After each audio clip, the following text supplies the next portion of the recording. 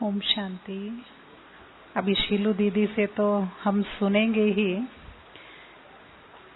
क्योंकि आप विशेष मौके पर आए हैं इस बार मम्मा के पुण्य स्मृति दिवस पर, तो इसीलिए सब बड़ी दादियां बहनें जो मम्मा के साथ अंग संग रही, हमारे शीलू दीदी भी जिन्होंने साकार की पालना ली, तो उनके बहुत अच्छे अच्छे अनुभव जो दादी जानकी ने भी लिख के दिए भेजे हैं, और उसके अतिरिक्त भी बहुत अच्छी ऐसी बातें जो सुनते ही लगता है कि जब इसका बीज ही इतना पावरफुल है तो हम सब पत्तों को कितना पावरफुल होने की आवश्यकता है। तो इसीलिए वो सुनते सुनते आत्मसात करते जाएंगे। और आप सब बहुत लक्की हैं कि 7:30 से पहले दादी रतन मोहिनी जी के भी आने की उम्मीद है, तो उनसे भी हम सब मिलेंगे। तो अभी हम शीलू दीदी से सुनेंगे। ओम शांति। ओम शांति। प्यारे ब्रह्मा बाबा की बातें तो हम नित्य सुनते ही रहते हैं। साकार मुरलियों में भी बाबा ने अपने लौकिक जीवन की बहुत सारी बातें बताई है। इसलिए साकार बाबा को तो समझ लिया है, लेकिन मम्मा क्या थी, कैसे थी, ये इन सब बातों को बहुत ज्यादा भाई बहनें नहीं जानते हैं। तो मेरा यह सौभाग्य था कि मम्मा को भी मैंने देखा था। मैं ब्रीफली शॉर्ट में शुरू का हमारा अनुभव सुनाऊंगी। बहुत ज्यादा तो नहीं है, लेकिन फिर भी है काफी, क्योंकि मैं इस ज्ञान में 1959 दिसंबर में आई थी। 59 दिसंबर। उस समय मेरी आयु 11-12 साल वर्ष की थी। मेरी लौकिक माता जी के साथ आई थी, और आते ही बाबा से मिलना हुआ था। बाबा की गोद ली थी, और मैं नशे से कहती हूँ कि कई भाई बहनों से हम पूछते हैं कि आपका अलौकिक जन्म कैसे हुआ, तो अलग अलग बातें बताते हैं कि मैं सेंटर पर गया, कोर्स किया, उसके बाद आने लगा। कोई कहते प्रदर्शनी देखी तब आने लगा। कोई कहते दादियों की दृष्टि मिली, उससे मुझे बहुत अच्छा अनुभव हुआ। कोई कहते टोली मिली, टोली भी एक कारण बन जाती है। तो कई कारण बताते, यानी बातें जिसके आधार से उनका अलौकिक जन्म हुआ। पर मैं तो कहूँगी कि मेरा अलौकिक जन्म बाबा की गोद में हुआ। तो यही मेरा बहुत बड़ा भाग्य है, क्योंकि पहले ही दिन न मैं बाबा को जानती थी, न इस ज्ञान को जानती थी, कुछ भी नहीं जानती थी। मेरी लौकिक माँ कुछ समय से जाती थी। तो जब बाबा मुंबई में आए, क्योंकि मुंबई की हूँ, और बाबा लगभग हर साल मुंबई आते रहे। 3-3 महीना बाबा बॉम्बे में रहते थे, खास करके सर्दी के दिनों में, दिसंबर, जनवरी, फरवरी। ये 3 महीने यहाँ बहुत ठंडी पड़ती थी। तो डॉक्टर के अनुसार भी वे इतनी ठंडी में आबू में न रहे तो अच्छा है। तो मुंबई तो जैसे कलकत्ते की तरह बहुत ही वहाँ ठंडी, तो सर्दी तो कभी होती ही नहीं है। हमने मुंबई में जब तक हम थे तब तक स्वेटर शॉल क्या होता वही अनुभव नहीं था। कलकत्ता वालों को तो थोड़ा तो अनुभव है ना, पर मुंबई में तो वो भी नहीं है। इसलिए ठंडी यहाँ बहुत है, लेकिन मुंबई में नहीं होती। तो बाबा मुंबई आते थे, और 3 मास बाबा के लिए अलग से मकान बड़ा किराए पर लेते थे, जिसमें बड़ा हॉल हो, ताकि भाई बहनें बाबा की मुरली सुनने आ सके वहाँ। क्योंकि सेंटर्स तो छोटे ही होते हैं। तो मेरी लौकिक माँ मुझे ले गई और पहले ही दिन ब्रह्मा भोजन रखा था और बाबा ने कुछ माताओं को बुलाया था, थोड़े थोड़ों को बुलाते थे, और मेरी लौकिक माता जी को भी निमंत्रण मिला। तो उसने सोचा मैं बेटी को भी ले जाऊं, तो वो मुझे ले गई और मैं देख रही थी कैसे सब, जैसे ये हॉल है ना, इनसे थोड़ा छोटा होगा, हिस्ट्री हॉल से थोड़ा बड़ा होगा। तो सब चारों तरफ बैठ गए, करीब 50-60 माताएं भोजन करने के लिए, और थालियां रखी गई, सभी बैठे। फिर बाबा आए और थालियां में भोजन परोसा गया। फिर मैं तो देखती रही क्या होता है, पहली बार, कुछ अनुभव नहीं, कुछ भी पता नहीं।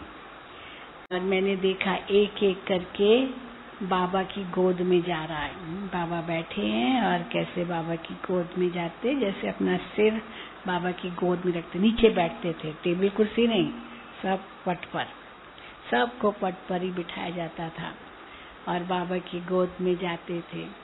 और बाबा उनकी पीठ थपथपाते थे और कुछ वरदान देते थे।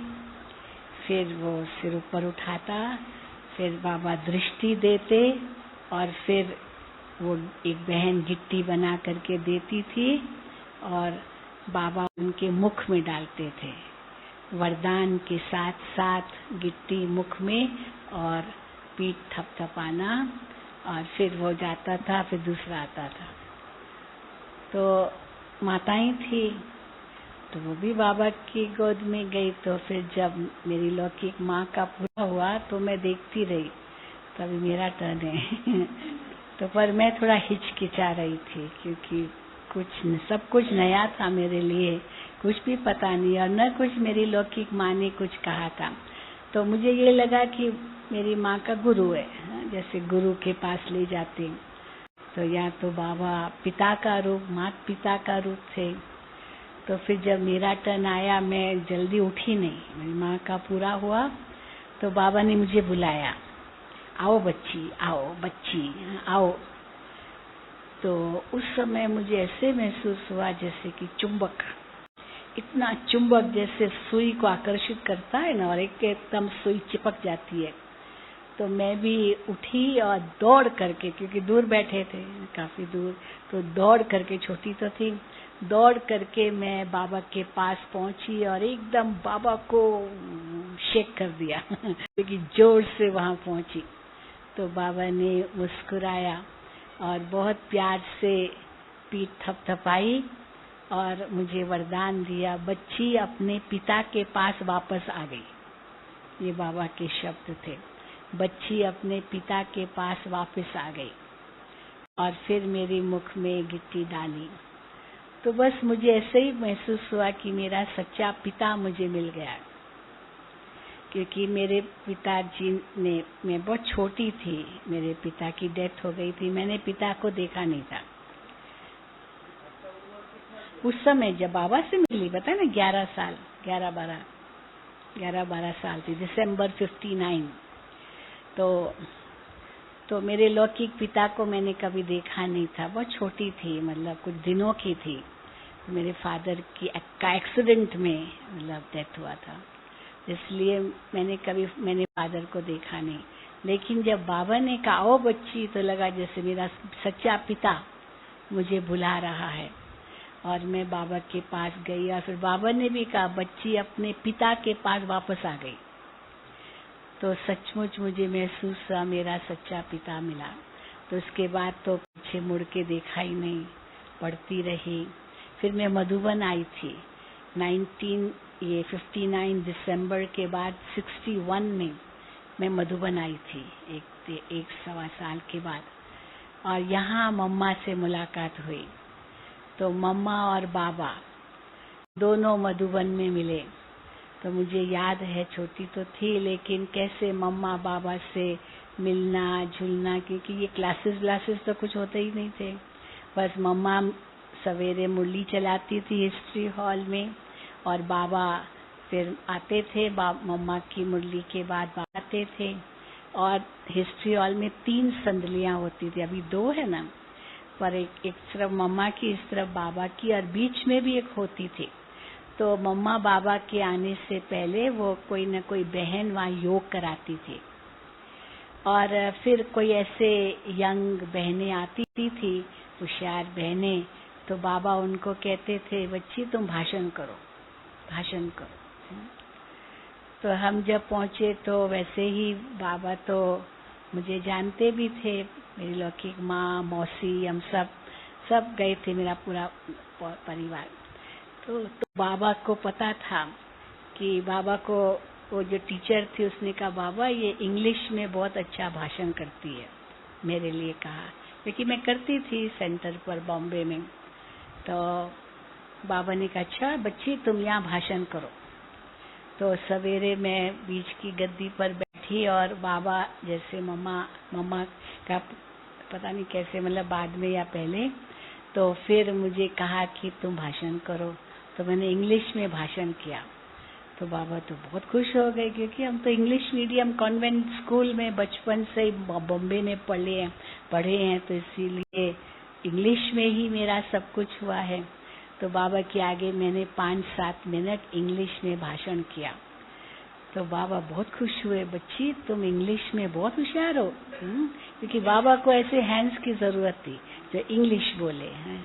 तो बाबा ने मुझे कहा, देखो तुम बड़ी हो जाओगी ना, तो बाबा तुमको विदेश में भेजेगा। पहला ही वरदान, बाबा तुमको, जी वही 13 साल होगी, 61 में 13 साल थी, 48 का जन्म है मेरा, तो 61 की बात है। तो बाबा तुमको विदेश भेजेगा, बस ये बाबा का वरदान मिला उसी समय। तो फिर मम्मा ने भी बहुत प्यार किया। मम्मा कुमारियों को देखती थी, कुमारियों से मिलती थी, बहुत कुमारियों पर ध्यान रहता था मम्मा का। तो इसीलिए बाबा हमेशा मम्मा को कहेंगे, मम्मा इनको तैयार करो, मम्मा इनको, हाँ इनको आप समान बनाओ। जैसे मम्मा के ऊपर उस प्रकार की हुज्जत बाबा रखते थे। तो मम्मा बहुत प्यार से मुस्कुराती थी, और जो बाबा ने कहा उसको मानती थी। और मुझे याद है वो कुमारियों का क्लास मम्मा ने करा दिया, क्योंकि वही टीचर थे, मम्मा बाबा ही टीचर थे। कोई और बहनें तो मधुबन में खास रहती नहीं थी, बाबा बहनों को तो मधुबन में रखते ही नहीं थे। बाबा कहते थे बहनों का स्थान है सेवा केंद्र, मधुबन में रह के क्या करेंगे, क्योंकि यहाँ और कोई सेवा तो थी नहीं ना, केवल बाबा मम्मा से मिलना, उनसे पालना लेना, यही बच्चों के लिए ही सेवा थी। तो बाबा मम्मा से ही हर समय रहता था। सवेरे मुरली सुनते थे, फिर कैसे बाबा जाते थे कमरे में या बाहर खड़े होते थे, जहाँ ये निर्वैर भाई की ऑफिस है ना, जहाँ थल्ला है इधर ही कांगन में, वहाँ बाबा खड़े हो जाते थे और सब बच्चे उनके आगे खड़े हो जाते थे और बाबा दृष्टि देते थे। एकदम लगता था बिल्कुल पावरफुल दृष्टि बाबा की, और एकदम बिल्कुल सब अलर्ट होकर के जैसे बाबा से दृष्टि ले रहे थे। फिर बाबा जरूर सैर पर भी जाते थे, बहुत कुछ करते थे। तो हम सब बाबा मम्मा के पीछे पीछे, मम्मा भी बाबा भी, मुझे याद है तब भी। तो फिर उसके बाद बाबा कमरे में जाते थे, तो बच्चे कमरे में चले जाएंगे तो हम भी जाते थे। तो बाबा फिर चेम्बर लगाते, उसको चेम्बर कहते हैं, छोटा ग्रुप। कोई तो चले जाते थे नाश्ते पर या जो कुछ, लेकिन कोई बाबा के पीछे पीछे, जैसे परवाने शमा के पीछे पीछे। तो फिर बाबा कुछ न कुछ कहते थे, वरदान कुछ, यानी ज्ञान की बातें सुनाते थे। फिर लंच पर भी बाबा कुछ एक को निमंत्रण देते। बाबा मम्मा साथ में ही थे, कमरा भी साथ में, मम्मा का वो कमरा था, बाबा का ये कमरा साइड में, उस समय दरवाजा भी था। तो और फिर बाबा मम्मा बैडमिंटन खेलते थे, मुझे याद है हमने भी खेला था, छोटे बच्चे थे। अब हम छोटे बच्चे कहाँ जीतेंगे, पर बाबा तो जीत जाते थे। लेकिन बाबा जानबूझ कर कैसे दिखाते थे कि नहीं बच्चे जीते। तो देखो बाबा को भी तुमने हरा दिया, बाबा खुश करते थे बच्चों को। क्रिकेट भी खेलते थे, थोड़ा थोड़ा याद है, इतना नहीं।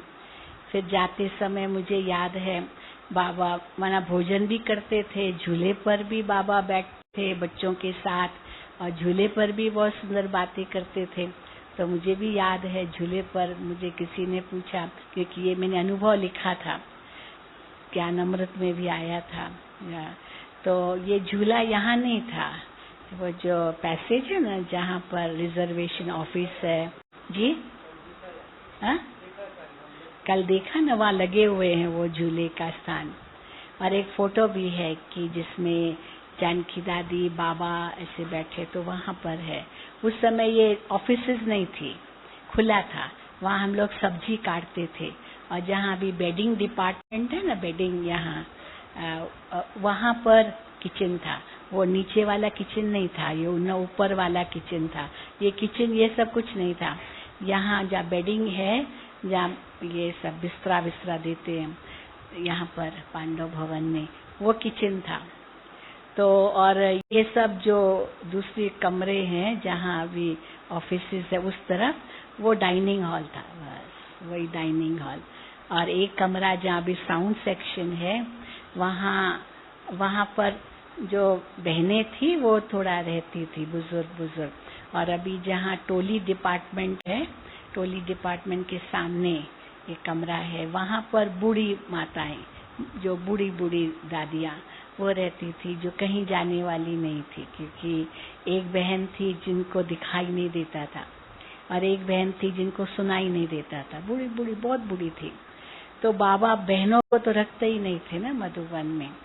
तो इसीलिए जब भी कोई बाबा को कहता था कि बाबा हमने सेंटर खोला, हमको हैंड भेजो, तो बाबा उन 2 का नाम लेते थे, ये भेजो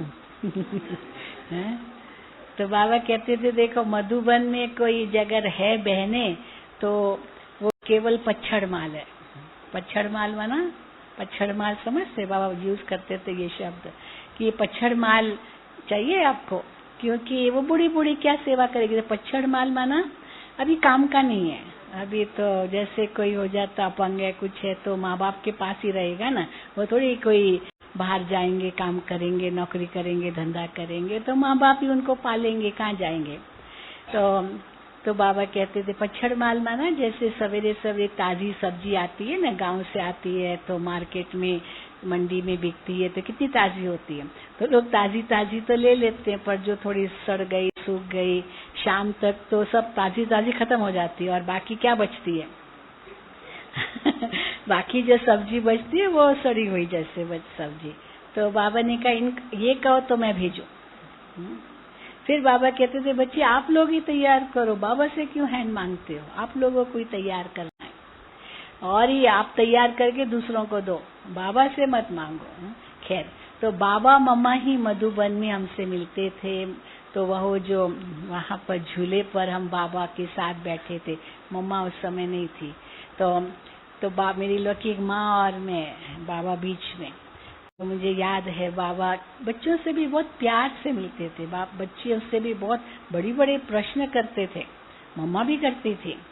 तो बाबा ने मेरे से पूछा किसके साथ बच्ची झूल रही हो, तो मैंने कहा बाबा के साथ झूल रही हूँ। तो बाबा ने कहा और किसके साथ झूल रही हो, तो मैंने कहा मेरी लकी मम्मी के साथ, हाँ, क्योंकि माँ बाजू में बैठी थी। तो बाबा ने कहा अच्छा और किसके साथ झूल रही हो, अब और तो कोई था ही नहीं, बाबा मुझे, मैं और लकी माता जी। तो बाबा ने कहा बच्ची जब भी बाबा के साथ झूले में झूलो तो बड़ा नशा चढ़ना चाहिए कि मैं किसके साथ झूले में झूल रही हूँ, पता है। तो मैं तो हैरान हो गई, बाबा क्या कहना चाहते। बाबा ने कहा कि जब भी झूले में झूलो उस समय ये सोचो कि मैं विश्व की सबसे महान 3 हस्तियों के साथ झूले में झूल रही हूँ। 3 महान हस्तियां, सबसे महान कौन, तो बाबा ने खुद ही बताया, सर्व आत्माओं का पिता परमात्मा शिव बाबा, शिव बाबा इनके तन में है। फिर सारी प्रजा का पिता, बाबा ऐसे तो कहते पिता, उनके साथ। फिर होवनहार श्री कृष्ण के साथ, भविष्य में नई सत्य की दुनिया का वर्ल्ड क्राउन प्रिंस के साथ, क्राउन प्रिंस बाबा कहते थे। तो जब भी झूले में झूलो तो ये सदा याद रखो, तो दुनिया की सबसे बड़ी 3 हस्तियों के साथ मैं झूले में झूल रही हूँ। तो बड़ा नशा चढ़ गया। तभी भी जब भी झूले में बैठते हैं तो वो नशा चढ़ता है। कल मेरे से किसी बहन ने पूछा, आज ही किसने पूछा है? आपने पूछा। इसने पढ़ा होगा वो अनुभव मेरा। तो ये था। आपने कहा ना क्या कहा, तो ये बाबा ने मुझे कहा। खैर, तो अंतिम बात बताती हूँ मेरे अनुभव की। तो बाबा हमेशा जब भी कोई जाता था तो मम्मा भी सौगात देती थी, बाबा भी सौगात देते थे। तो अब हमारा जो ग्रुप था मुंबई से आया था, वो विदाई ले रहा था। अब मुझे पता चला कि अभी जाना है, तो मैं वहाँ छिप गई नहीं पार्टी में। तो मेरी लौकिक माता जी मुझे ढूंढती रही, कहाँ चली गई, क्योंकि जाना है, तैयारी सब हो गई है। और कैसे जाते थे मुझे याद है, ये 61 की बात है। पीछे के गेट से पैदल जाते थे, कोई गाड़ियां नहीं थी, कुछ नहीं था, पैदल जाते थे। और बैलगाड़ी थी बाबा की, बैलगाड़ी में सामान रखते थे। और वो बैलगाड़ी जाती थी बस स्टैंड, और हम पैदल जाते थे, और बस स्टैंड पैदल जाते थे। बताओ, बैलगाड़ी न, कोई टैक्सीज की का तो प्रश्न ही नहीं था, पैदल जाते थे। और पीछे के गेट से चढ़ करके शॉर्टकट है वो जाते थे। तो मुझे याद है, तो सब पहुंच गए, मैं पहुंची नहीं। तो मेरी लौकिक माँ ने कहा पता नहीं कहाँ चली गई। तो बाबा ने किसी को संदेश भेजा कि जाओ उसको ढूंढ के लाओ। तो मैं तो पता नहीं कहाँ छिप के बैठी थी, क्योंकि मैंने अंदर में सोचा था मुझे जाना ही नहीं है। मैं यहीं रह जाऊंगी। तो क्या हुआ कि ढूंढने लगे, आखिर ढूंढ तो लिया मुझे, पता नहीं कहाँ छत पर मैं टहल रही थी। तो फिर मुझे ढूंढ लिया, कहा तुमको बाबा बुलाते हैं। तो मैं गई, तो जैसे ही बाबा के सामने गई, बाबा ने कहा बच्ची कहाँ चली गई? तो मैंने कहा बाबा मुझे जाना नहीं है मुंबई, मुझे वापस नहीं जाना है, मैं यहीं रहूंगी।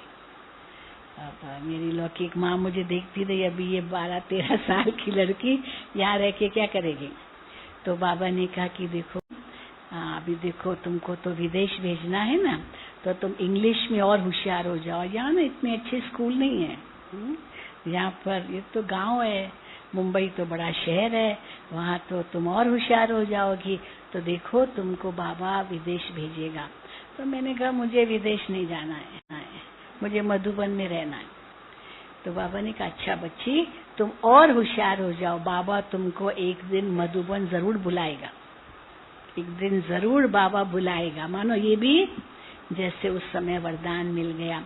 और फिर तो मैंने बाबा की बात मान ली कि एक दिन बाबा मुझे बुलाएगा, अभी जाना है। तो फिर छुट्टी ली। तो मम्मा ने मुझे हर एक को दोनों बाबा मम्मा सौगात देते थे, कोई भी मधुबन से सौगात बिना जा नहीं सकता।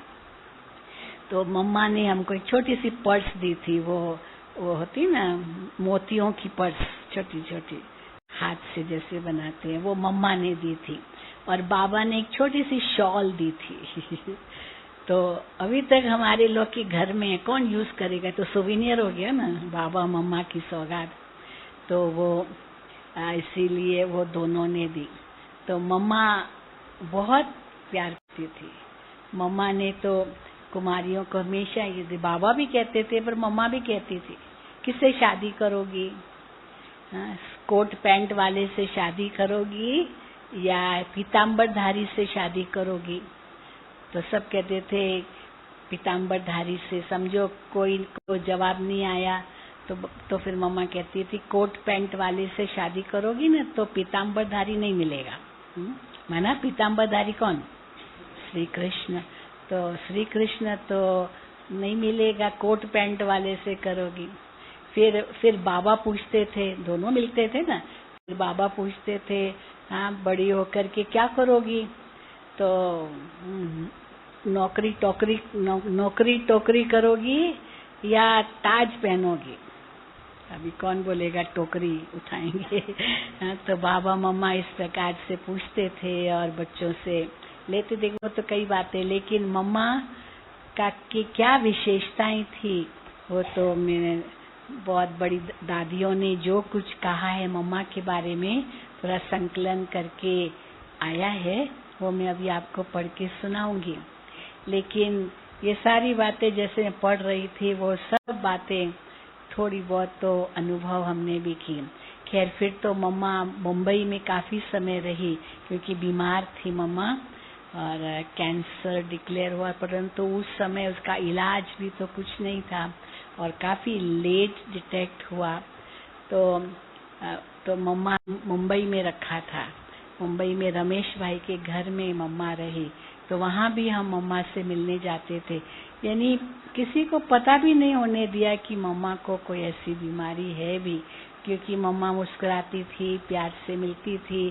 तो क्या सेंटर तो छोटे होते हैं, तो रमेश भाई का घर मुंबई में वो तो काफी बड़ा था। अभी तो उन्होंने सेंटर बना दिया है अपने घर को, क्योंकि और तो कोई है नहीं, तो इसीलिए तो मम्मा को वहाँ रखा था। तो रमेश भाई का कुछ अनुभव भी आप ज्ञान अमृत में पढ़ते होंगे ना सब, तो वहाँ भी हम मिलने जाते थे। बहुत प्यार से, दृष्टि ज्यादा देती थी, मुस्कुराती थी, कभी जोर से मम्मा ने हंसा नहीं, कभी नहीं। कई बार होता था कोई जोर से मना चलता है ना, चप्पल भी थप थप थप थप थप करके चलते हैं, तो मम्मा देखती थी। मम्मा कहती थी देखो धरती को भी दुख नहीं मिलना चाहिए। जब चलते ना कैसे चलना होता है, फरिश्तों की तरह चलना होता है, थप थप थप थप, कितना जोर जोर से आवाज करते हुए चलते। चप्पल ही ऐसे होते हैं, जूते ऐसे होते हैं, और कईयों को जानबूझ करके भी आवाज करना अच्छा लगता है। तो मम्मा कहती थी फरिश्तों की चाल कैसे होती है, तो फरिश्तों की चाल मम्मा दिखाती थी। कोई बहुत बार चल रहे हैं, दौड़ रहे हैं, जैसे कि पता नहीं कितना काम है उनको, तो मम्मा पूछती थी शिव बाबा याद है ना? तो शिव बाबा जब याद होगा तो कैसे हो जाएंगे, कैसे हो जाएंगे, थोड़ा स्लो हो जाएंगे। तो मम्मा भी उसी रूप से थी, और मम्मा कभी भी ऐसे देखते थे ना, इधर उधर इधर ऐसे कभी नहीं देखती थी। बस मम्मा की आंखें नीचे ही होती थी, अपनी धुन में होती थी। तो मम्मा के पास जाते थे तो कुछ और बातें नहीं पूछते थे, मना क्या पूछेंगे, कई बार तो था मम्मा से क्या पूछें, लेकिन मम्मा खुद बुलाती थी, हाँ कुछ कहना है, कुछ पूछना है, तो फिर कुछ शब्द निकलते थे। लेकिन मम्मा की विशेषताएं क्या गिने। मुझे याद है एक घर में जब मम्मा मुंबई में थी, सेंटर पर कुछ कुमारियां थी, तो हम भी उसमें बैठे थे। एक प्रसंग याद आता है, बाकी ज्यादा नहीं, तो छोटे ही थे। तो मम्मा वो कुमारियां बैठी थी, तो एक कुमारी ने, मम्मा ने कहा कुछ कहना है किसी के बारे में भी, किसी ने कुछ किसी को देखा हो कुछ, क्योंकि मम्मा कचहरी कराती थे, बाबा कचहरी नहीं कराते थे, मम्मा कराती थी। तो कुमारियों का भी भले क्लास था, पर क्लास का रूप नहीं। हाँ, किसी की कमी, किसकी कमजोरी, किसके अंदर क्या कमी है, अपनी कमी बताओ, या किसी और की आपने देखी तो भी बताओ, तो फिर उनको पता चलेगा कि मुझे अपनी कमी को दूर करना है। तो एक बहन वो कुमारी थी, तो किसी की उसने शिकायत की, तो लेकिन ऐसी शिकायत की, इसका शक्ल ऐसी गुस्से वाली थी, क्योंकि अंदर में गुस्सा भरा हुआ था, उस बहन का दूसरी बहन के प्रति गुस्सा भरा हुआ था। तो जब उसकी शिकायत भी कर रही थी, वैसे कहा था किसने कुछ देखा हो, किसी के साथ कुछ भी हो, मम्मा को सुनाओ। तो बहुत गुस्से से जैसे बोलने लगी उस बहन के साथ, माना उस बहन के बारे में मम्मा को, और वो बहन जिसके बारे में बताते वो उस समय नहीं थी, वो ग्रुप में नहीं थी, और ये गुस्से में बोलने लगी। तो सब उसको देख रहे हैं, इतना गुस्से में बोल रही। तो मम्मा ने बोलती गई, तो मम्मा जब शांत होकर सुन रही, तो फिर मैंने सोचा मम्मा क्या जवाब देगी। तो मम्मा ने कहा देखो अभी वो यहाँ है नहीं, और तुम उसके बारे में जिस प्रकार बोल रही हो, तुम्हारी शक्ल इतने गुस्से वाली है, तो उसके साथ तुम्हारा व्यवहार कैसा हुआ होगा वो मैं समझ सकती हूँ। समझ गए ना? हाँ? ये नहीं कि उस बहन का लिए हाँ कहा ठीक है तुमने ऐसे किया, लेकिन उसी को ही कहा, क्योंकि मेरे सामने, हमारे सामने आप इस प्रकार बोल, तो उसके सामने आपने क्या नहीं कहा होगा। मैंने तो कोई भूल नहीं की ना, देखो मम्मा ने इतना प्यार से, मैंने तो आप मेरे सामने इस प्रकार से बोल रही हो। यानी ये मम्मा ने एक सिखाया कि आप थर्ड पर्सन होकर के किसी की बात सुनाओ, सेकंड पर्सन होकर के नहीं। जिस भले बीती मेरे से है, लेकिन अगर मैं सुनाऊं भी तो कैसे सुनाऊं? गुस्से में सुनाऊं, अंदर में नफरत रख करके सुनाऊं, उसकी कंप्लेन कैसे सुनाऊं? भाई ऐसे ऐसे बात हुई और ऐसे उसने किया, लेकिन मैंने कहा अच्छा ठीक है, लेकिन ये बात है। तो इसलिए मम्मा ने उसको ही कहा। अब बेचारी चुप हो गई, शांत हो गई, क्या करेगी, क्योंकि मम्मा के आगे उसने ऐसे बोल दिया, सबके आगे ऐसे बोल दिया। फिर थोड़ी देर के बाद वो बहन आई जिसके बारे में उसने मम्मा को शिकायत की थी, उसको तो पता नहीं था। लेकिन जब वो आई तो मम्मा ने उसको बहुत प्यार दिया, इतना प्यार दिया, इतना प्यार दिया, उसकी महिमा की। देखो ये कितनी सहनशील है, ये कितनी अच्छी है, मना और ही उसकी सारी पॉजिटिव बातें बताई। और ये बहन अंदर जल रही थी। तो मम्मा ने वो शिकायत को शिकायत रूप में न लेकर के इसकी कमी बताई। फिर मम्मा ने उस क्लास में कहा कि देखो फिर बताओ, उससे पूछा कोई ऐसी बात हुई थी क्या? अब सारी गलती तो इस लड़की की थी, लेकिन शिकायत इसने ही की उसके बारे में। और उसने बड़ा पॉजिटिवली लिया कि मम्मा ऐसी ऐसी बात हो गई थी और मम्मा थोड़ी सी हम दोनों के बीच में हुई, लेकिन मम्मा कोई बात नहीं, मैं बदल गई, मैं उसको सॉरी भी कर दिया, मतलब इस प्रकार। तो मम्मा ने कहा देखो वो तो भूल भी गई और तुम मतलब मम्मा ऐसे कैसे सुलह करती थी। फिर क्या मम्मा ने कहा अच्छा दोनों मिलो और दोनों आपस में प्यार करो, माना गले मिलो और दोनों एक दो को सॉरी करो, क्योंकि गलती आपकी भी है, उसकी चलो उसकी उसे तो कर दी, पर तुम ही करो अभी। तो सचमुच वो जो कंप्लेन लेकर के आई थी उसने उसको सॉरी की। तो मानो ये मम्मा कैसे कोई भी, जिसको कहते कॉन्फ्लिक्ट रेजोल्यूशन, कॉन्फ्लिक्ट को जो कल अनबन है, कॉन्फ्लिक्ट उसको रिजॉल्व कैसे करना, उसको उसका समझौता कैसे करना, दोनों का आपस में प्यार प्रेम कैसे बनाना है। तो ये मम्मा की एडमिनिस्ट्रेशन थी, ये मम्मा की बहुत बड़ी विशेषता थी। और सब प्यार ही प्यार में, कोई डांट नहीं, कोई गुस्सा नहीं, कोई किसी को दोष नहीं, मतलब इस प्रकार की एडमिनिस्ट्रेशन थी। तो बताओ मम्मा से सबका कितना प्यार होगा। यही सब ने सीखा, दादियों ने सीखा। यही तो दादियों की विशेषता है कि कैसे एडमिनिस्ट्रेशन करना होता है, मम्मा से सबने सीखा, मम्मा से सारी शिक्षाएं प्राप्त की। और मम्मा जब आई वो तो कितनी छोटी थी, 17 साल की थी, लेकिन कैसे मम्मा बन गई छोटी उम्र में। तो मम्मा, वैसे इनकी 3 बहनें थी, आपस में 3 बहनें थी, इनको कोई भाई नहीं था, 3 बहनें थी। और इनकी पूरी फैमिली जैसे ज्ञान में मतलब चली, लेकिन मम्मा की लौकिक माँ और शांतामणि दादी जो ज्ञान नीचे शांतिवन में रहती थी, उनकी लौकिक माँ, और तीसरी बहन थी ध्यानी दादी। सबके सब समर्पित तो हो गए थे। तो ये सबसे पहले कौन आए, तो उसमें सबसे पहले तो ध्यानी मतलब ध्यानी दादी और मम्मा की लौकिक माँ आई ज्ञान में। ये दोनों पहले कैसे आए, क्योंकि ध्यानी दादी जो मौसी थी बड़ी वाली, उनके पति ने शरीर छोड़ा था और मम्मा के लौकिक पिता ने शरीर छोड़ा था, माना दोनों बहनों के पति ने शरीर छोड़ा था। तो बहुत रोती थी, बहुत रोती थी। क्यों और कैसे पिता ने शरीर छोड़ा, क्योंकि मम्मा के लौकिक पिता बहुत बड़े बिजनेसमैन थे, हीरों के व्यापारी वो भी थे बहुत। वो सब सिंधी लोग बड़े बिजनेसमैन थे हैदराबाद सिंध में। स्त्रियां घरों में रहती थी और पति लोग तो वर्ल्ड में बिजनेस करते थे, सिंधी लोग के, हैदराबादी सिंधी लोग। तो इनके पिता भी श्रीलंका में, सिंगापुर में, कई जगह उनकी बिजनेस थी। तो अचानक उनको दिवाला निकला, उनका दिवाला निकला। तो दिवाला निकला तो हार्ट फेल हो गए, माना पिता इनके। अब पिता हार्ट फेल हो गए, दिवाला निकला, सब पैसा खत्म, एक ताई नहीं। तो फिर मम्मा और उनके माँ को इनके मामा ने पाला, माना माँ के भाई ने पाला।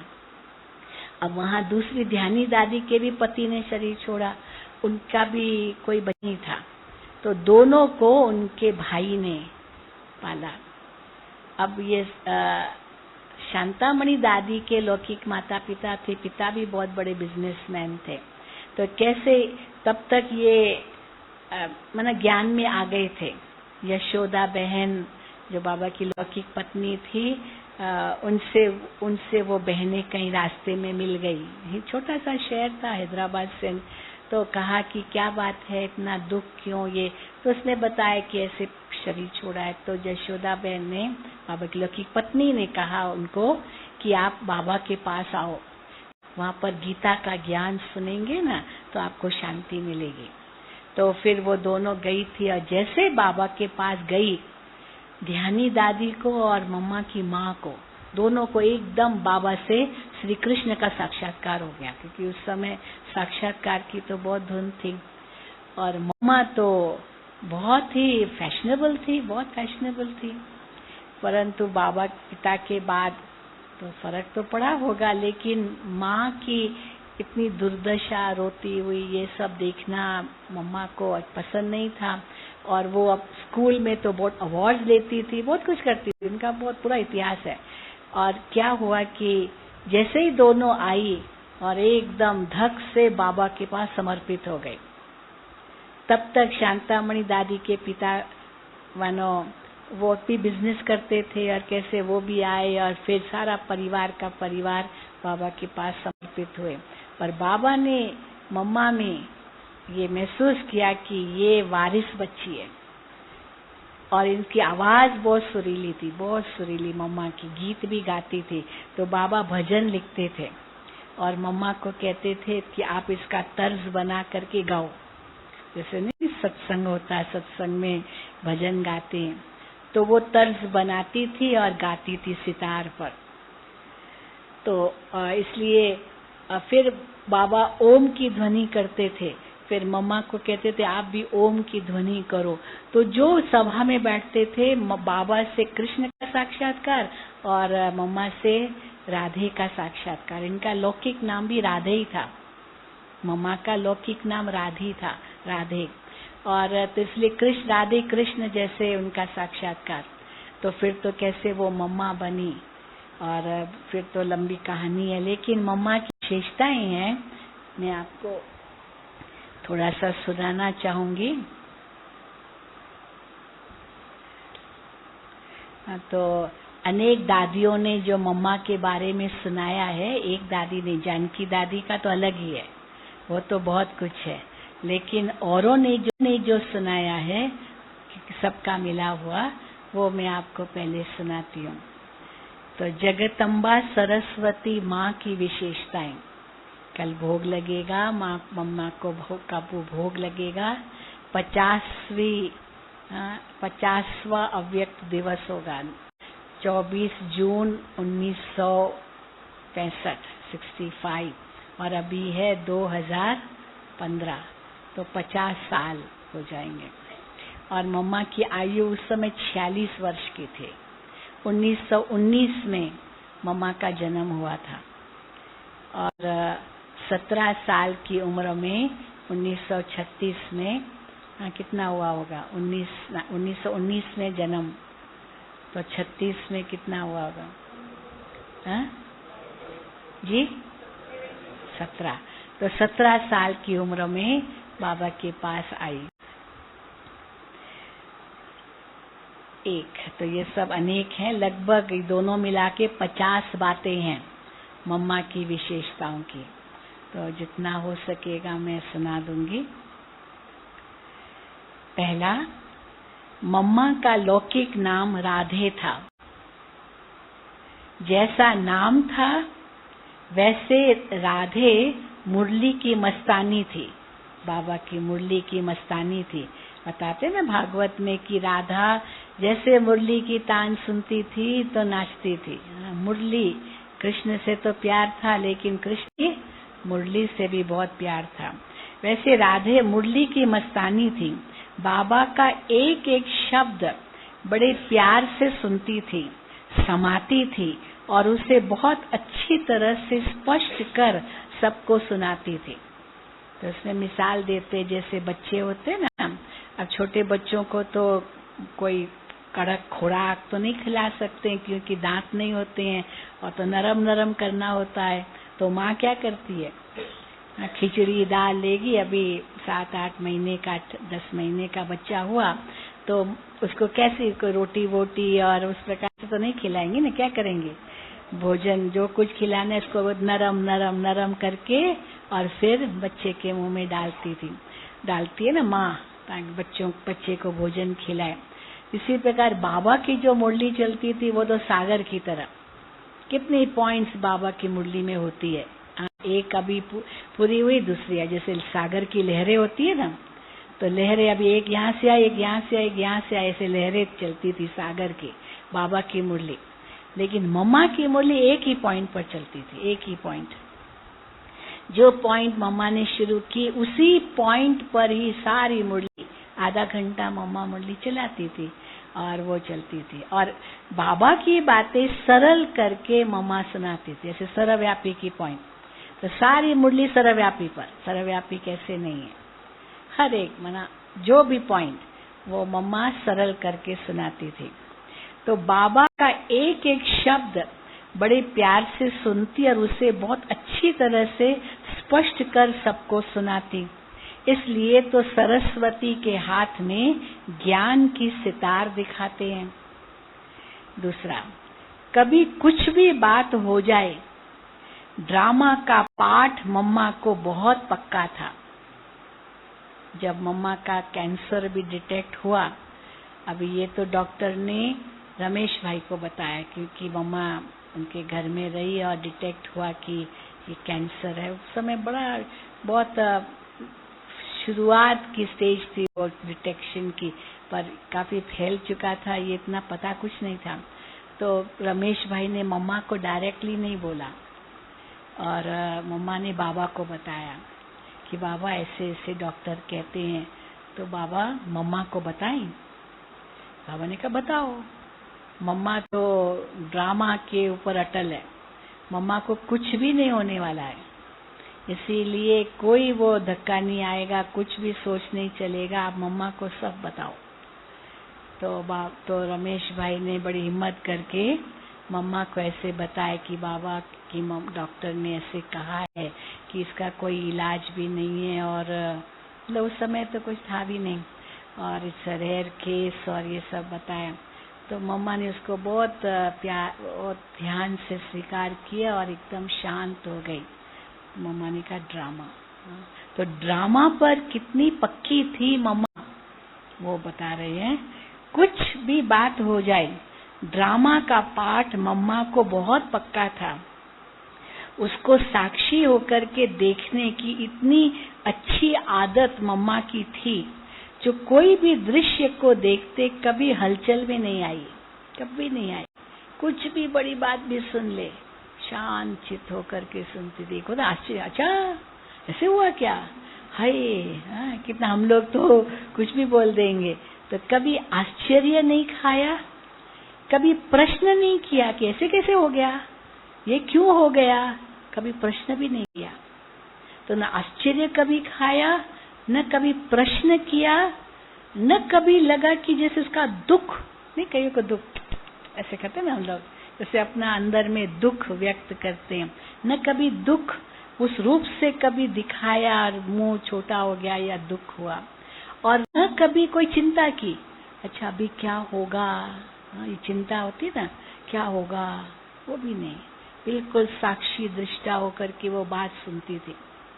तो न आश्चर्य, न प्रश्न, न दुख, न चिंता, और एक पांचवी चीज आती, जब भी कोई ऐसी कोई भयानक चीज को सुनो तो डर, भाई हाय क्या हो गया, डर अंदर में, डर भी नहीं।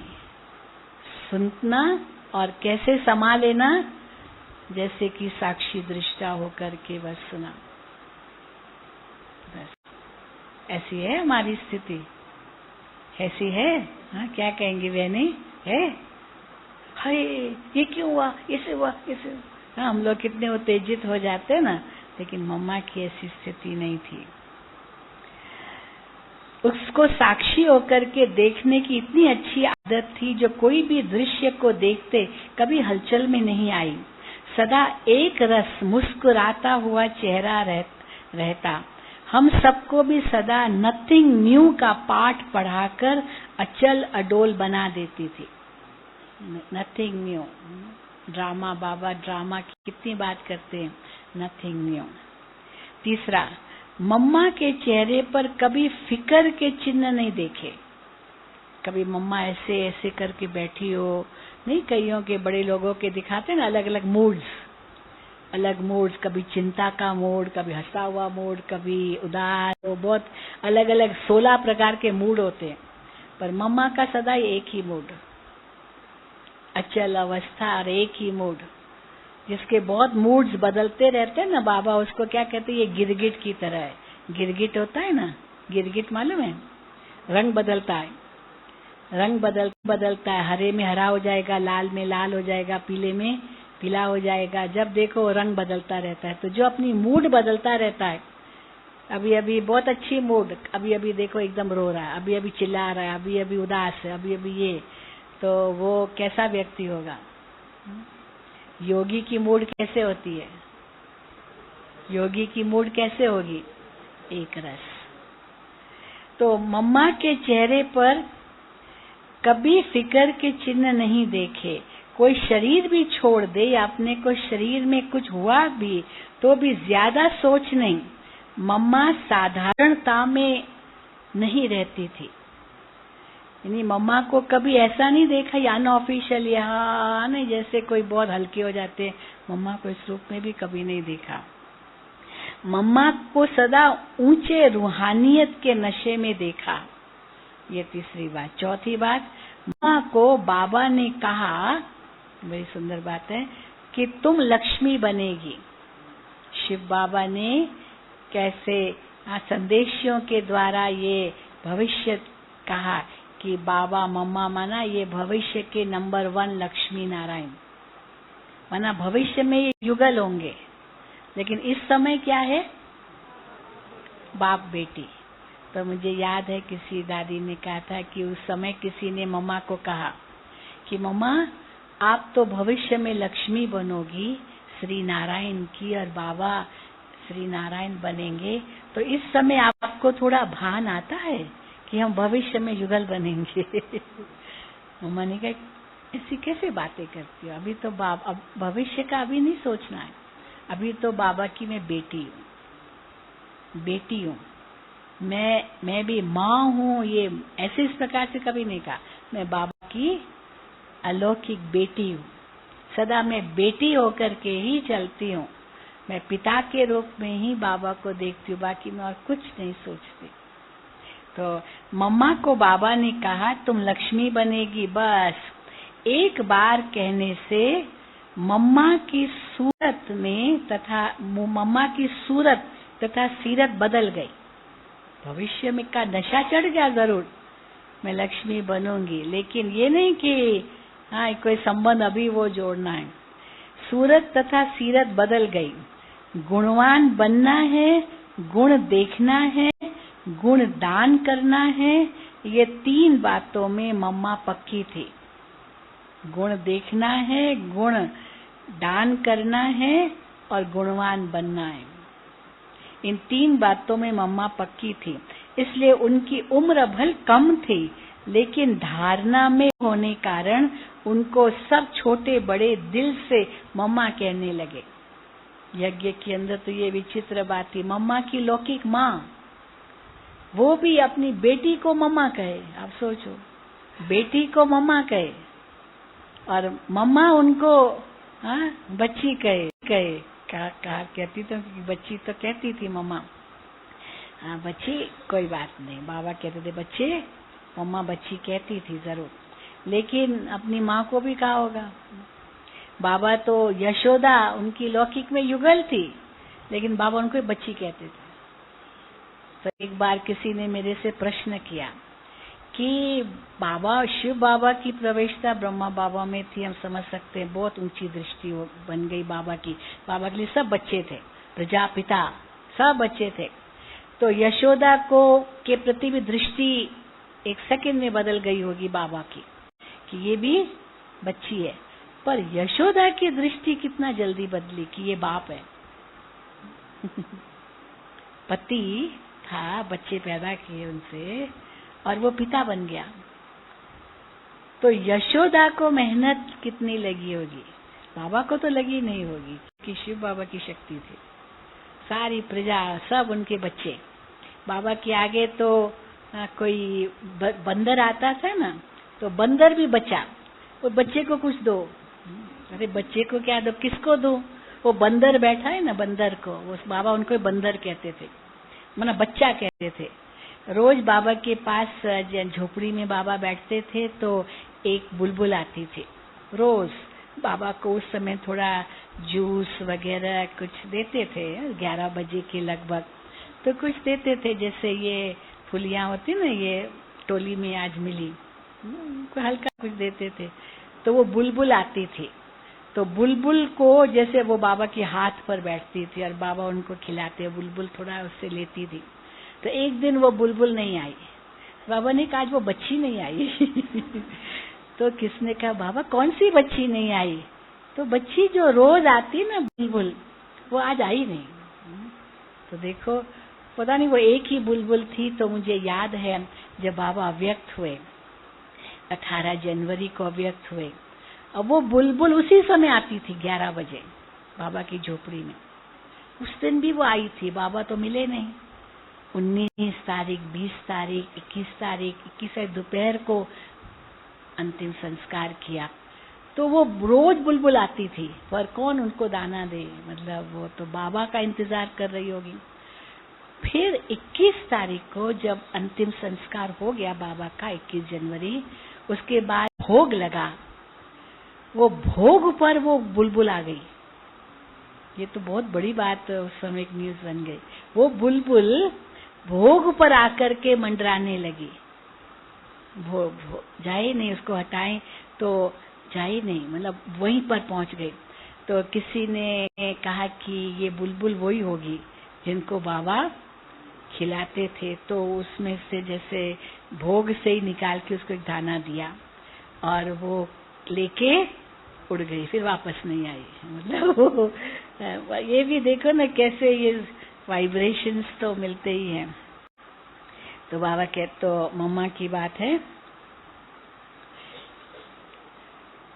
हाँ, तो ये 3 बातों में मम्मा पक्की थी, इसलिए उनकी उम्र भल कम थी, लेकिन धारणा में बड़ी होने कारण उनको सब छोटे बड़े दिल से मम्मा कहने लगे। उस समय मम्मा की पर्सनालिटी के मुकाबले में बल औरों की भी पर्सनालिटी थी। बड़ी बड़ी बहनें थी, जानकी दादी उम्र में उनसे बड़ी थी, वो 21 साल की उम्र में आई, मम्मा तो 17 साल की थी। निर्मल शांता भी उनसे बड़ी थी, और कितनी बड़ी बड़ी बहनें थी। यशोदा तो वैसे ही बड़ी थी। बाबा तो 60 साल के थे, वो तो उस समय 52 की तो होगी ही शुरू में, तो कितने बड़े थे यज्ञ के अंदर। लेकिन मम्मा तो उस समय 17 साल की थी, तो मानो 17 साल की इतनी छोटी और वो माँ बन गई। और जो बड़े बड़े उम्र में थे वो उनको माँ कहे, मम्मा कहे। सब दृष्टि सारी सबकी बदल गई। उस समय मम्मा की पर्सनालिटी के मुकाबले में भले औरों की पर्सनालिटी थी, फिर भी मम्मा सबसे आगे नंबर 1 चली गई। 5वां, मम्मा तभी बनी जब उसने एक बार हुई गलती दोबारा होने नहीं दी। मम्मा की बहुत बड़ी विशेषता, मम्मा कहती थी पुरुषार्थी किसको कहा जाता है? पुरुषार्थी उसको नहीं कहा जाता है जो भूले करे फिर सॉरी करे कि नहीं करूंगा, माफ कर दो, दोबारा नहीं करूंगा, फिर कर ले। वो पुरुषार्थी नहीं होता है। पुरुषार्थी किसको कहा जाए?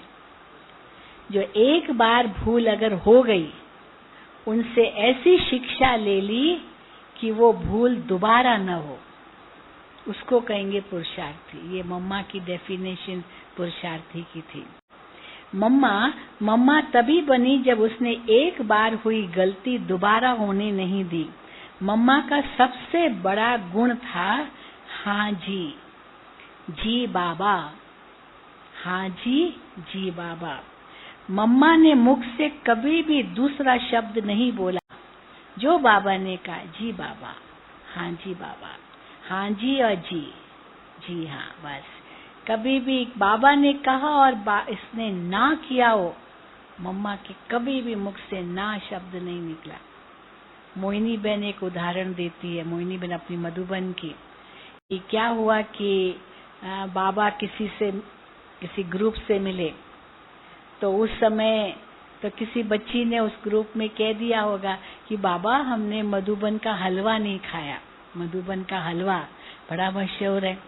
मम्मा और बाबा हमने मधुबन का हलवा नहीं खाया। मम्मा भी मिल रही थी और उस समय छुट्टी ले रहे थे, जा रहे थे, तो हलवा की इच्छा हुई बच्ची की।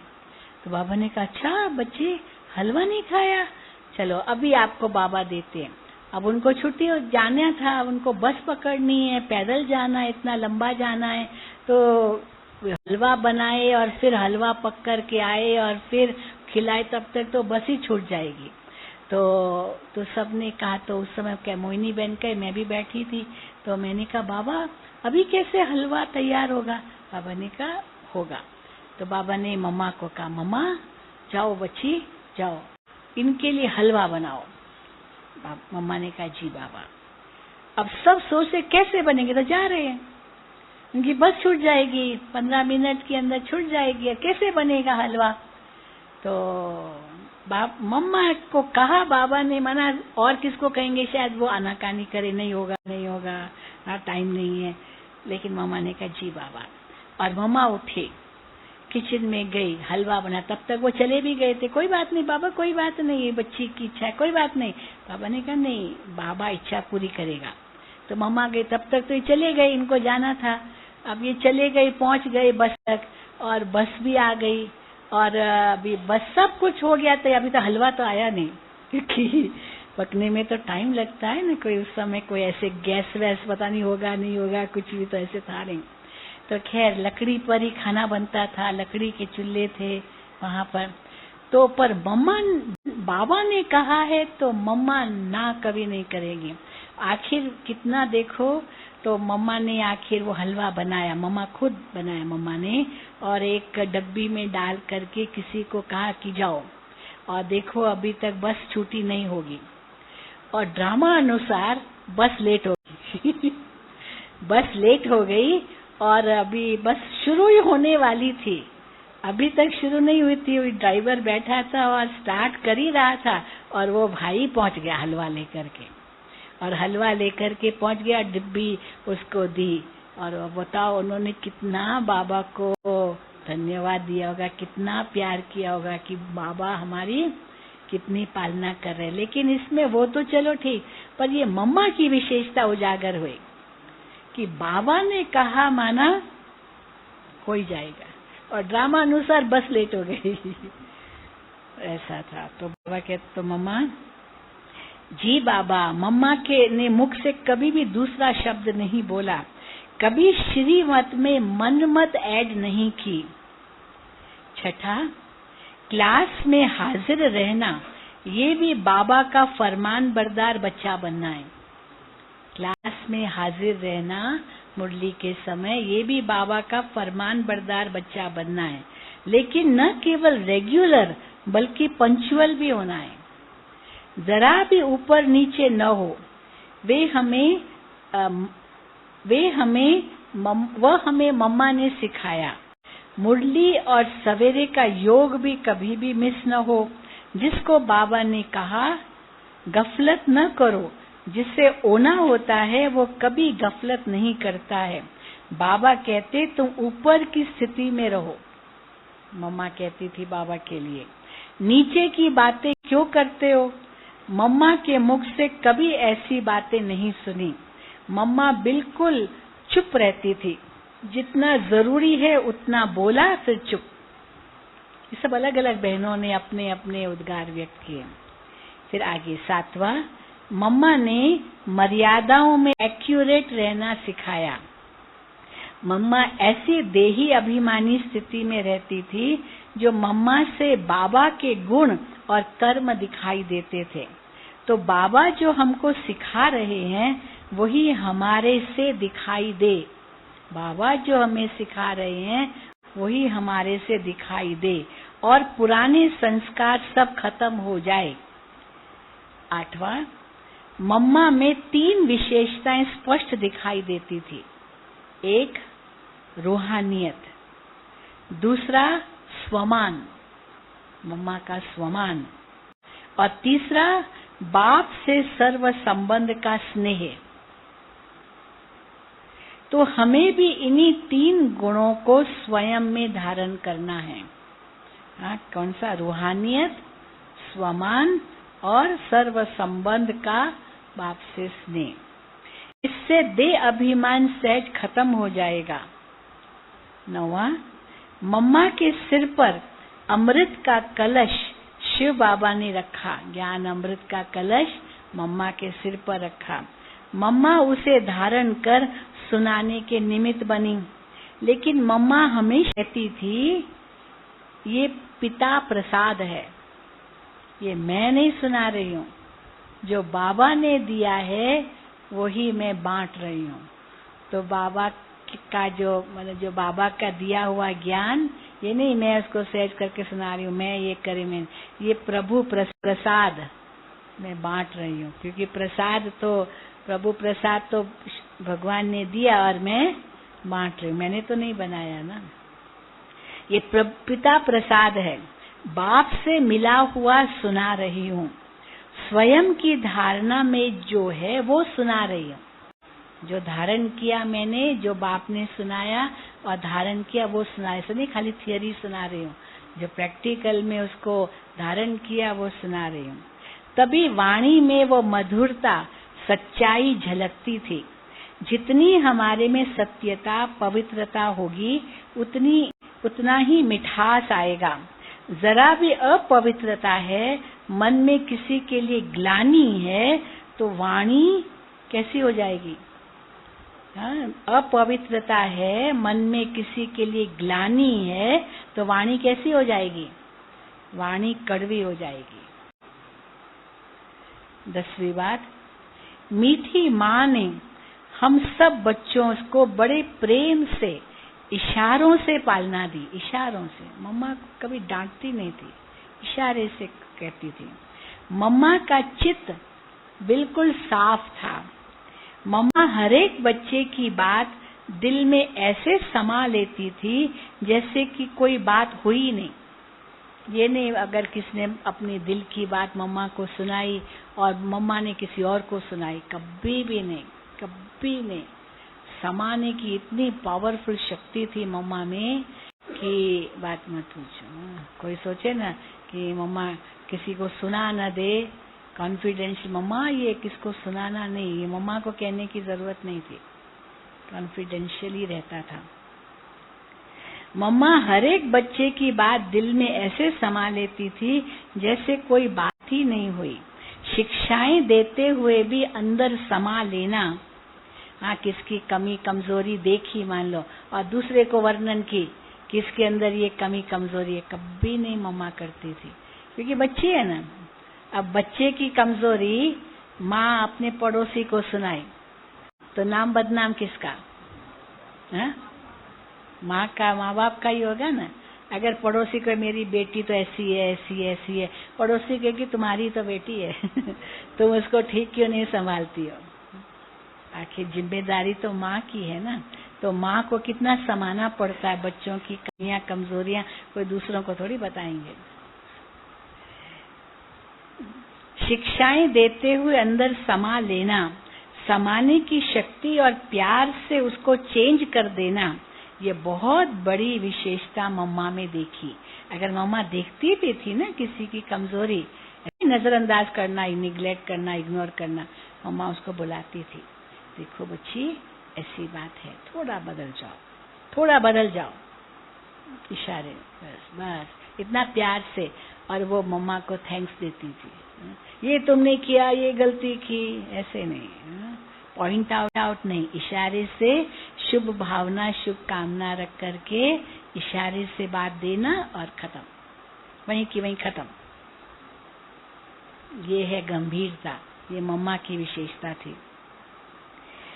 ये बहुत बड़ी विशेषता मम्मा में देखी। मम्मा ने कभी दूसरों के अवगुण अंदर चित्त पर नहीं रखे।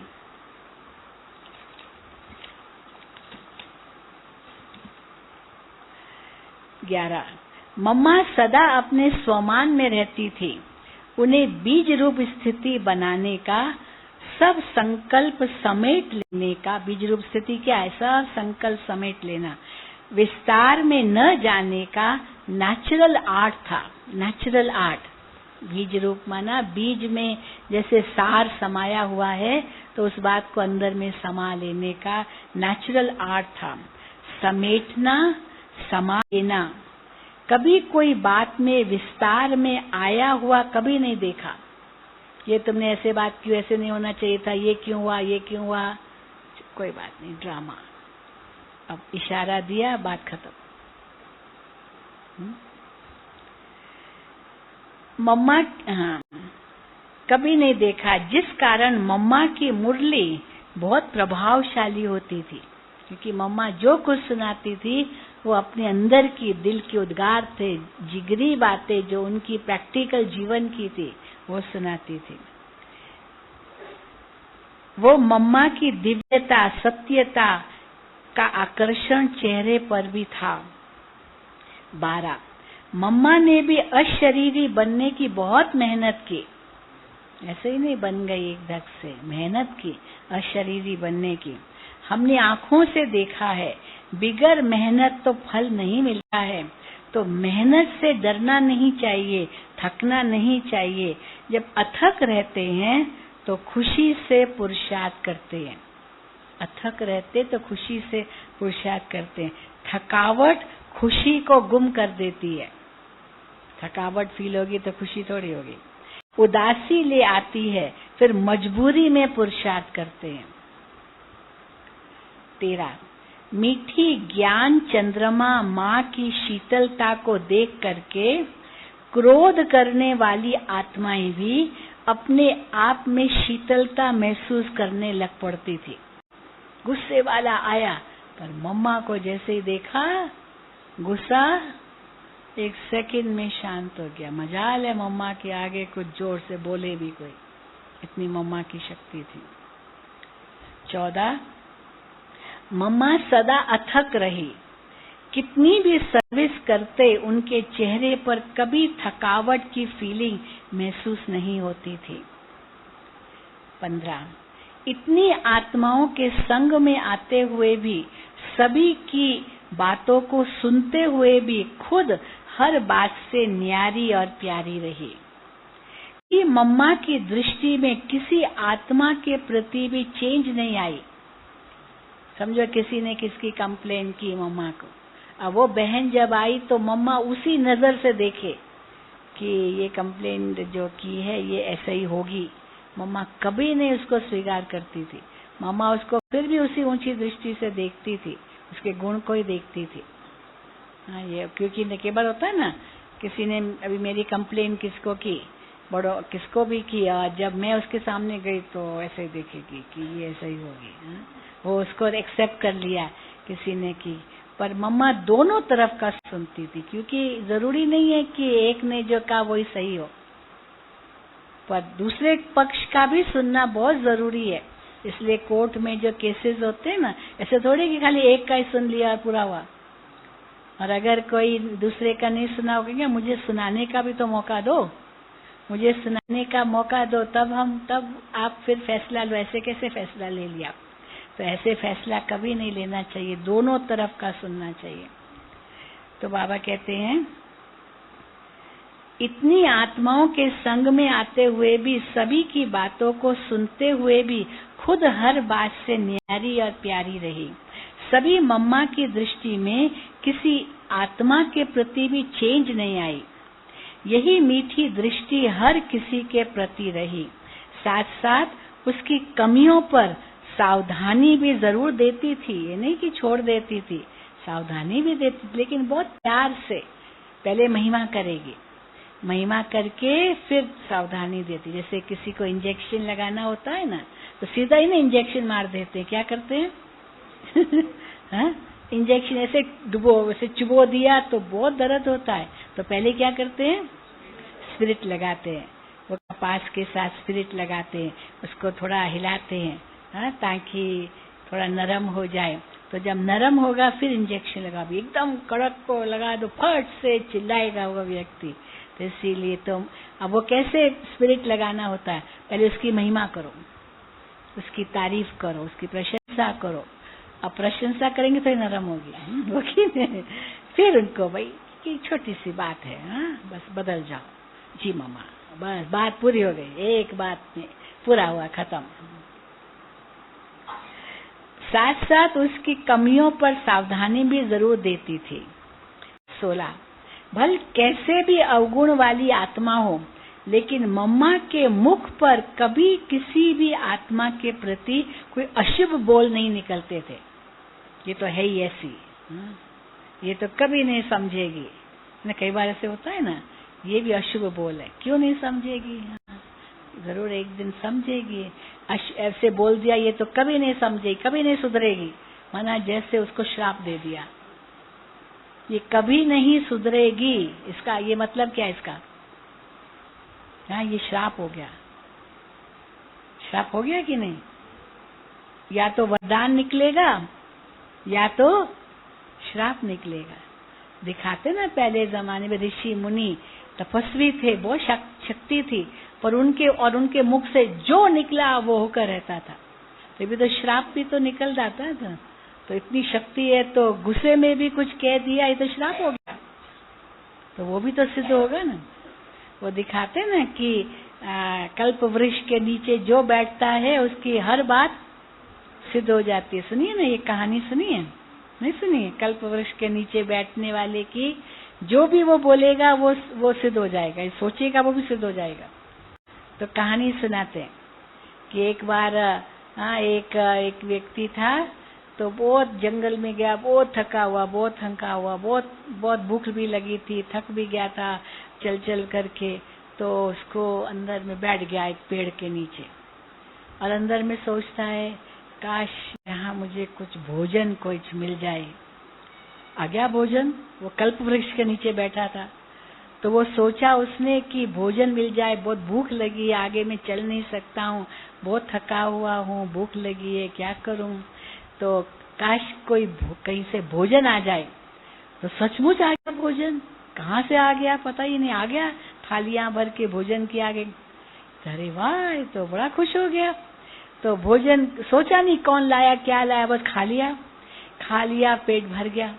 तो जब पेट भर गया तो कहता अरे बहुत नींद आ रही है, एक अच्छा पलंग मिल जाए यहाँ, हाँ? तो बहुत डनलो पिलो का गद्दा हो, बड़ा आराम का हो पलंग, और मैं उस पर लेट जाऊं, बहुत नींद आ रही, क्योंकि ये तो पथरीली जमीन है, तो लेट जाऊं। तो सचमुच पलंग आ गया, बिल्कुल सोने का बना, वो सोने के लिए पलंग। अरे खुश हो गया। अब जैसे वो लेटा ना, तो लेटा तो नींद तो आ रही थी, लेकिन धीरे धीरे दिखा रही तो जंगल है। तो जंगल है तो बाप रे, कहीं शेर ना आ जाए। तो क्या हुआ, शेर आ गया। आवाज आई जोर से शेर के गरजने की, अरे शेर कहीं ये मुझे खा न जाए। तो क्या हो गया, खा भी गया, क्योंकि कल्प वृक्ष के नीचे बैठा था। तो जो सोचा वो हो गया। तो हम सब भी कहाँ बैठे हैं, कहाँ बैठे हैं, है ना, कल्प वृक्ष जिसमें हम सब ब्राह्मण नीचे बैठे तपस्या कर रहे हैं। हम जो सोचेंगे वही हो जाएगा, अशुभ सोचेंगे वो भी हो जाएगा, शुभ सोचेंगे वो भी हो जाएगा। कई बार होता है ना, हम गाड़ी में बैठे हैं और ड्राइवर गाड़ी बहुत फास्ट चला रहा है, तो एक बार हमने कह दिया ड्राइवर को, ड्राइवर थोड़ा धीरे चलाओ, हाँ, कहीं एक्सीडेंट न कर दो। एकदम से ड्राइवर चुप हो गया, स्लो तो कर दिया, पर मेरे को एक बहुत बड़ी शिक्षा दी। उसने कहा, बहन जी शुभ बोलो, शुभ बोलो, एक्सीडेंट न हो जाए ये कहना माना है, ये भी तो अशुभ हो गया ना बोलना।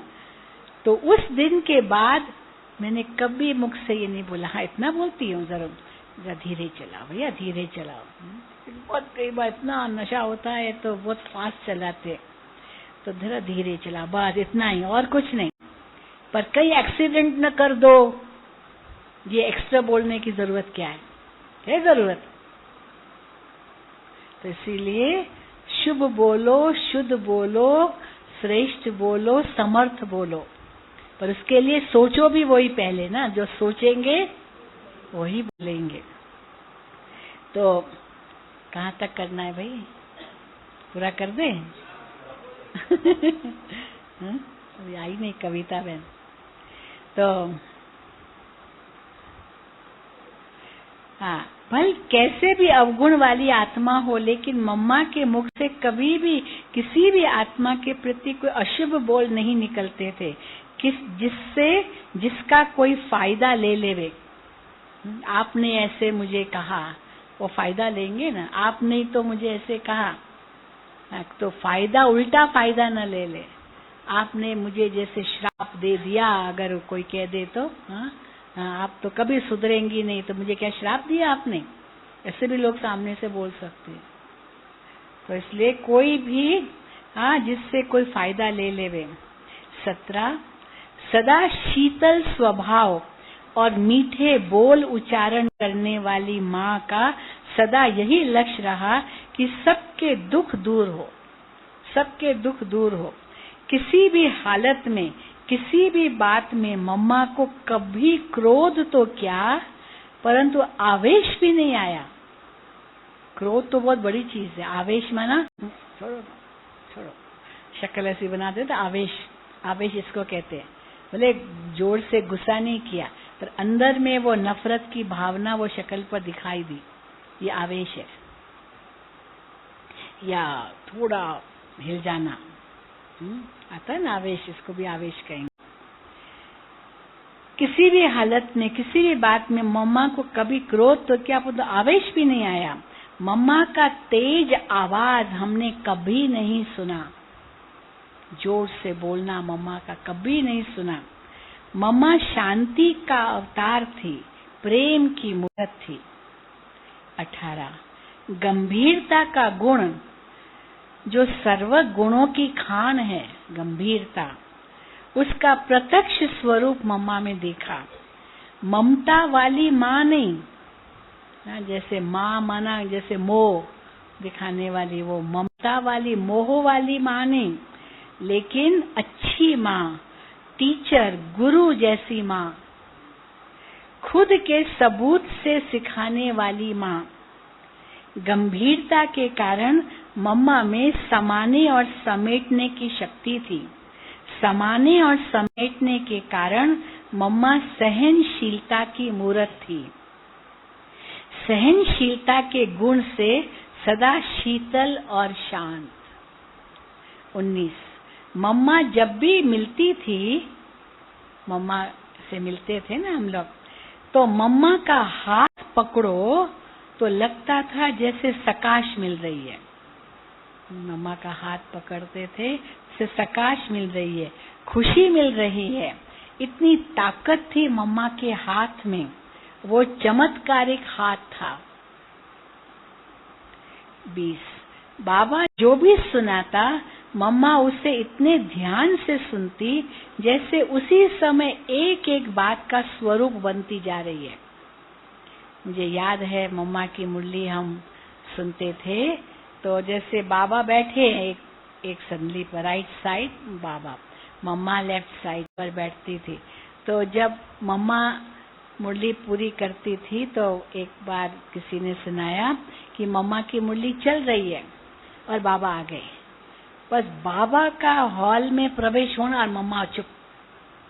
तो बाबा कितना भी कहे मम्मा पूरी करो, वो पॉइंट तो पूरी करो मम्मा, पर एक शब्द नहीं बोलेगी मम्मा बाबा के सामने। इतना रिस्पेक्ट बाबा के प्रति, एक शब्द नहीं। और फिर बाबा क्या करते थे, मम्मा की जब मुंडी चलती थी तो बाबा तो कई बार बाबा मम्मा का सुनना चाहते थे। अब वो बोलती नहीं थी मम्मा बाबा के आगे, तो बाबा वो हिस्ट्री हॉल के बाहर ऐसे कान लगाकर सुनते थे क्योंकि माइक वाइक तो क्या था, कुछ था ही नहीं। अभी तो चलो बाहर सुनाई देगा, माइक है तो स्पीकर से सुनाई देगा, तो वो सुनाई कहाँ देगा, तो कान लगा करके बाबा सुनते थे और बड़े बाहर खड़े रहते थे कि मम्मा की पॉइंट पूरी हो तो मैं अंदर जाऊं, नहीं तो मम्मा रुक जाएगी, आधे में ही रुक जाएगी। और फिर दूसरी बात क्या थी, बाबा जैसे मुरली चलाते थे, शुरू करते थे, तो मम्मा उठना चाहती थी, पर मम्मा को बाबा उठने नहीं देते थे गद्दी से। जैसे नहीं मेरे सामने और उठ जाएगी, मेरे को नहीं बैठो बैठो, पर अभी ये तो आज्ञा का पालन तो करना ही पड़ेगा। अगर उठ के कैसे आएगी, क्योंकि बाबा कहते हैं बैठो, तो आज्ञा का पालन करती थी मम्मा, बैठती वहीं थी संदली पर, लेकिन कैसे बैठती थी, ऐसे, यानी मुड़ करके बस बाबा को ही देखना। ये नहीं कि सामने बैठी हूं तो मैं सबको देखूं और बाबा मुरली चला रहे और वो बच्चों को देख रहे, पर मम्मा बाबा को देखती थी और किसी को नहीं देखती थी, बस बाबा की तरफ ही पूरा टाइम, सारा टाइम टेढ़ा, बैठती वही थी, बाबा की आज्ञा का पालन किया। अब ये थोड़ी बाबा कहेंगे नहीं सीधा बैठो, बैठना तो चलो आज्ञा का पालन नहीं कि संदली पर ही बैठना है, बाबा उठने नहीं देते थे। ये भी देखो बाबा का मम्मा के प्रति कितना रिस्पेक्ट, नहीं बच्ची बैठो, नहीं उठना है, तो वो भी बाबा की भी आज्ञा पालन की, लेकिन ये तो इनके हाथ में है ना कि मुड़ करके बाबा को ही सुनो, क्योंकि अगर बच्चों को देख रही है तो ध्यान तो बच्चों की तरफ जाएगा, बाबा की तरफ तो कम हो जाएगा। तो देखो इतनी मम्मा के अंदर कितना रिस्पेक्ट बाबा के लिए, बस एक शब्द मम्मा की, बाबा क्या कहता बोलती नहीं थी, जी बाबा, जी बाबा।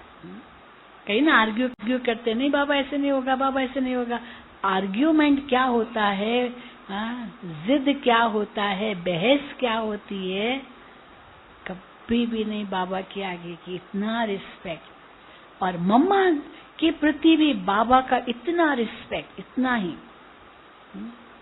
कोई ने कहा कि मम्मा ने ऐसे कहा है बाबा को, बाबा कहेंगे जी मम्मा ने जैसे कहा है आपको वही करना है, ये नहीं कि बाबा उसको बदल दे, कभी नहीं। और यही बात दादी और दीदी ने भी उसको फॉलो किया, इसलिए बड़ी दादी प्रकाशमणि दादी और दीदी मनमोहिनी, उन्होंने बाबा के बाद कैसे दोनों ने मिल करके यज्ञ चलाया, पर दोनों के लिए क्या कहा जाता था कि ये दो हंसों का जोड़ा है, दीदी दादी, और दो हंसों का जोड़ा, एक ने कहा दूसरे ने माना, तो कहा जाता है दोनों आत्मज्ञानी। एक ने कहा दूसरे ने माना, और एक ने जो कहा दूसरे ने भी वही कहा, क्योंकि उनको रिस्पेक्ट देना है। तो कहते थे ये दो शरीर भले पर आत्मा एक ही है दोनों की, क्योंकि दोनों की इतनी टैली होती थी, आपस में इतनी टैली नहीं। तो दो जने एडमिनिस्ट्रेशन संभाल रहे हैं तो इसका उल्टा एडवांटेज ले सकते हैं लोग, एक को मना लिया, दूसरे को नहीं पसंद है तो एक दूसरे को मना लेंगे, तो कहेंगे उसने तो ऐसे कहा, लेकिन आपस में इसकी इतनी अंडरस्टैंडिंग थी। मान लीजिए कोई दादी के पास गया, बाबा मम्मा का भी ऐसा ही था, कोई दादी के पास गया, दादी ने कहा कि मैं तो नहीं समझती हूँ ये होना चाहिए, अभी नहीं, ठीक है मैं दीदी से बात करके आपको बताऊंगी। कभी नहीं दादी फाइनल डिसीजन लेती थी, दीदी से बात करके आपको बताऊंगी। और दीदी के पास कोई आया तो दीदी कभी नहीं कहेगी कि हाँ ऐसे हो, मैं दादी से बात करके आपको बताऊंगी। अब इसको क्या कहेंगे, हाँ? तो कोई इसकी मिस एडवांटेज, रॉन्ग एडवांटेज दो के बीच का नहीं ले सकता था। कई बार होता ना मम्मी डैडी के बीच में, मम्मी ने ना कहा, डैडी ने हाँ कर दिया अब मम्मी की तो इज्जत गई ना, क्योंकि डैडी ने हाँ कर दिया, ये मम्मी बेचारी क्या करेगी। अब डैडी ना कर रहा, मम्मी कहते नहीं भले करो, अभी डैडी की इज्जत गई। पर दोनों का आपस में इतना समझौता हो जो बच्चे उसका रॉन्ग एडवांटेज न ले। तो यही बाबा मम्मा के बीच में था, यही दादी दीदी के बीच में था। क्या हुआ भाई? हाँ? अब पूरा करें, 7 बज रहे, क्योंकि पूरा बहुत हो गया। नहीं, योग भी करना है 7 बजे, ठीक है? क्योंकि ये तो और लंबा है। इतनी और बातें बहुत सुना दी, अच्छी लगी ना? हाँ, ये मम्मा की विशेषताएं थी। चलो पूरा कर देते, 7 बजा है। अभी योग करेंगे, फिर 7 बजे आप योग कराना। फिर दादी आ जाएगी, 2 जने बाजू में बैठ